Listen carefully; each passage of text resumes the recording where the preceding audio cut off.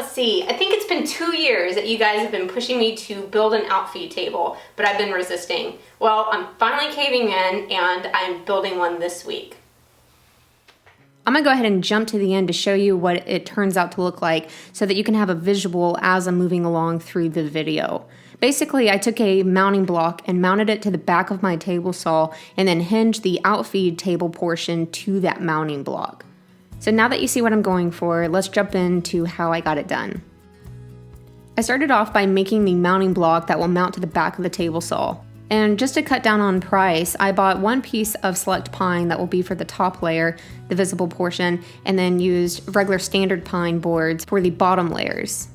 So the reason I've been able to go so long without building an outfeed table is because I've been utilizing this multi-stand, and it's done a great job for me. However, I do think it's time that I upgrade to just more surface area. After getting all the boards cut to size, I started gluing them together. Then I brought out every single clamp I own, attached them, and then set that to the side to dry so that I can get started on the table portion. I found a piece of cabinet grade plywood to use for the top and a piece of construction grade plywood that I'll use for the bottom. I brought out the glue once again and stuck the two pieces together. Since all the clamps were tied up, I used my brad nailer. And when I'm making two pieces like this that need to be identical, I cut one slightly oversized and then use a router with a flush trim bit to get it exact. Okay, moving on to making, I guess what you can call the arms of the table. These are the pieces that will connect the table to the mounting block and allow it to pivot. Now it's pretty important that these all be identical just to make things easier later on, so I tape them together before I round it over the top and also before drilling the hole that the lag bolt will later go into. It's pretty important to get a very straight hole, so I definitely recommend using a drill press if you have one available. Then I could untape the pieces and glue and start attaching them. I started with the longer arms on both the left and the right, then came back with a top and bottom trim piece. Then glued and clamped this additional inside arm piece. The next day I took the mounting block out of the clamps and then had to plane down one of the surfaces. Ooh, good song came on. I planed down one of the surfaces to give a nice flat straight edge so that I could run it through the table saw and get the other edge nice and straight. And then it was on to mounting it. Now, I'm really worried about getting this mounted on here and then wanting to tilt forward. So to try to counteract some of that, I'm gonna be cutting in a slit along the side and then actually sandwiching it onto this angle iron. First, I cut just a regular scrap of wood, and this is gonna be the height of my table. And this is about a good solid 1/16 of an inch under flush. And then what I did is I cut a second spacer, and this is just what the depth is. This one will determine how deep I go in, and then this determines where I need to start that cut. I really took my time lining out this cut because I did not want to mess up and have to make a new block, and using a feather board here really came in handy.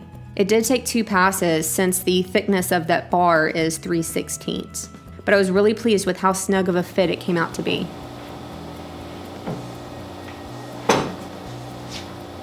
Sweet. Pretty happy with that. So I was pretty choosy about the hardware, and it took me a second to find what I needed because I needed a lag bolt that's short enough to not pop through the top, but also has a shoulder at the bottom that is tall enough to go up to the bottom of this angle iron. So what I need to do is drill a through hole for the bottom of the shoulder and then pilot hole where the threads will be going into. To transfer the existing holes in the angle iron to the mounting block, I clamped a scrap piece of board to the underside and drilled the holes. Then I could reposition the mounting block, clamp that board underneath it, and then drill up and transfer those holes. Paying special attention to try and keep my drill as straight as possible so that these holes come out nice and straight. I first came through with a smaller bit as a pre-drill, then used a piece of tape as a depth gauge to come back and do that through hole.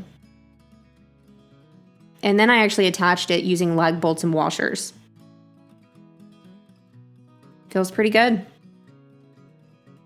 So now I can attach the table to this mounting block. I used my multi-stand to just position it into place so that I could figure out where I needed to drill these holes so that whenever it flips up, it's nice and level. I pre-drilled the holes, again taking my time and trying to get these holes as straight as possible. Then I moved the table in place and then attached it using another washer and lag bolt.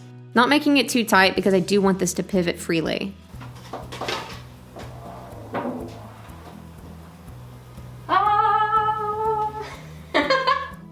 Awesome. Okay, so now just to make some legs. I let them glue up the night before and then decided to put a taper on them using my taper jig.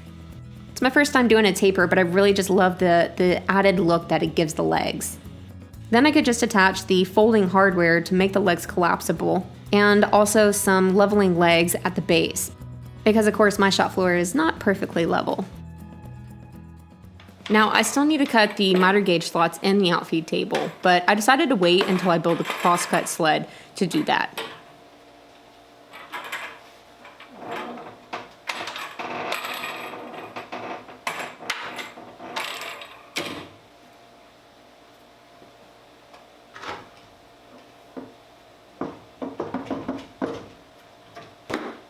Okay, and I'm gonna call this one done. I'm very happy that I finally tackled this project. Big thank you to Rockler for supporting my channel, and of course, links to everything that I used are in the description below.